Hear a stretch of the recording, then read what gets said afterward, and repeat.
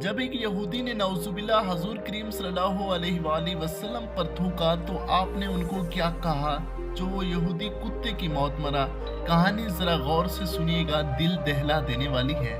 नबूवत से पहले हजूर करीम सल्लल्लाहु अलैहि वआलैहि वसल्लम की दो बेटियां अबू लहब के दो बेटों उतबा और अतीबा से शादी हुई थी। नबूवत के बाद मोहम्मद ने इस्लाम की दावत देना शुरू की तो अबू लहब काफी गुस्से में आ गए और दोनों बेटों से कहा कि हजूर नबी करीम सल्लल्लाहु अलैहि वसल्लम की दो साहबजादियों को तलाक दे दो। चुनांचे दोनों ने तलाक दे दी। अतीबा इस कदर जहालत में घिरा हुआ था कि हजूर करीम सल्लल्लाहु अलैहि वसल्लम के पास आया और कहा सुम्मा नजमी इज़ा हवा सुम्मा दना फतदल्ला, और ये कहकर हजूर करीम सल्लल्लाहु अलैहि वसल्लम पर थूक दिया जो आप पर नहीं पड़ा। हजूर ने फरमाया खुदा इस पर अपने कुत्तों में से एक कुत्ते को मुसलत कर दे। उसके बाद अतीबा अपने बाप के साथ शाम के सफर पर रवाना हो गया। दुराने सफर में एक ऐसी जगह काफले ने पड़ाव किया जहां मकामी लोगों ने बताया कि रातों दरिंदे आते हैं।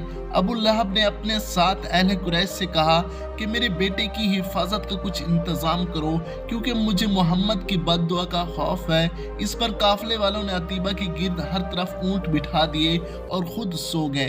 रात को शेर आया और ऊंटों के हल्के में से गुजरकर उसने अतीबा को पिछाड़ दिया।